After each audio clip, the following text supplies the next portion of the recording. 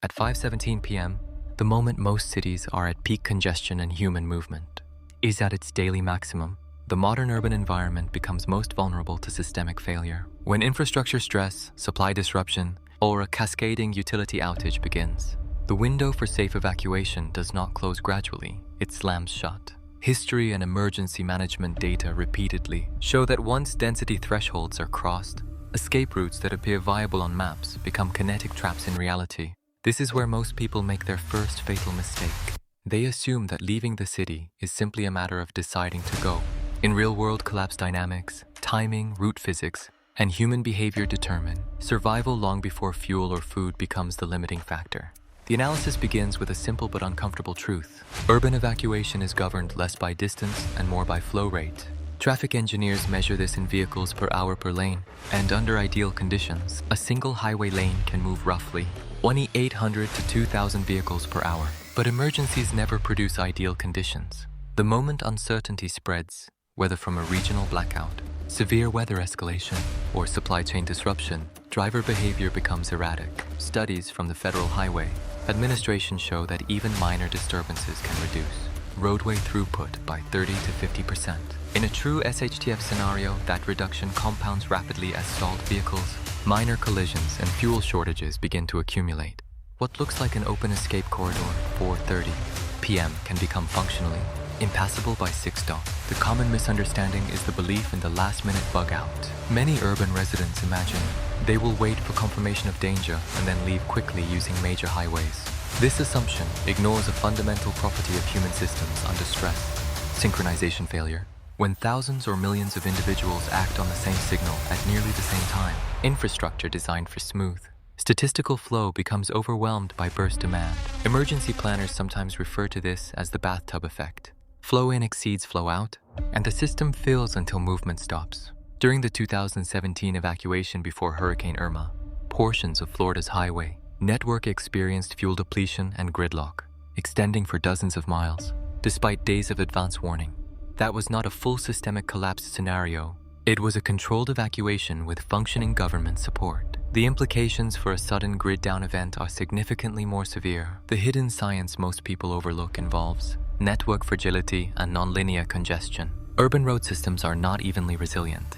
They operate near capacity during normal conditions, especially in dense metropolitan regions. Once volume exceeds roughly 80 to 90% of capacity, traffic flow becomes unstable. Small disturbances propagate backward as shock waves, creating what physicists call phantom traffic jams.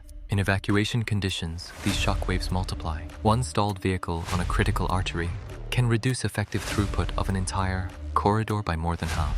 Research published in transportation engineering journals consistently demonstrates that congestion collapse is not gradual, it is phase-like. Movement appears normal until a tipping point is reached, and then average speed drops precipitously. Evidence from multiple real-world evacuations reinforces this pattern.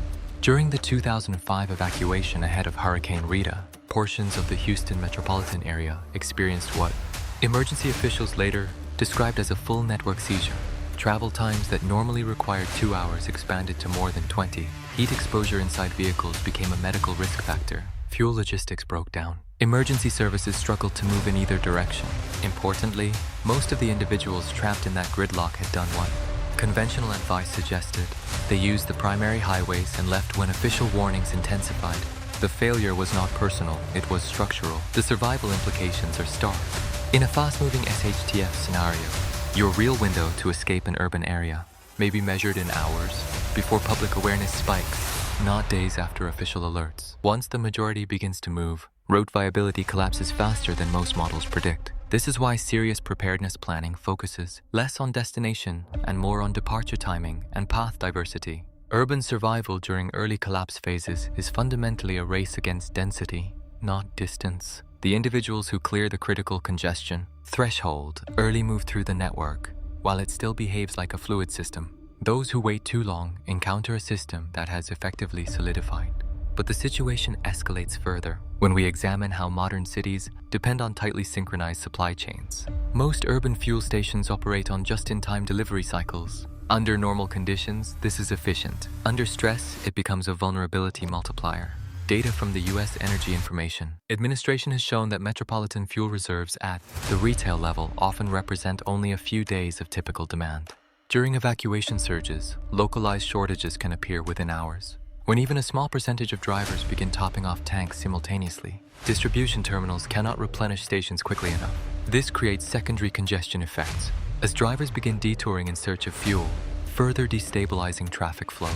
The transition point most people miss is that urban escape failure is rarely caused by a single catastrophic event. It emerges from compounding friction, reduced road capacity, synchronized human response, fuel distribution lag, and information delays. Each factor alone is manageable. Together, they create the conditions for rapid mobility collapse. Understanding this layered failure pattern is the first step toward identifying the urban escape routes that actually remain viable when normal assumptions break down. Because the routes that survive longest, under stress, are almost never the ones most people instinctively choose. They are shaped by network topology, behavioral psychology, and infrastructure priority, factors that remain largely invisible until the moment movement begins to fail.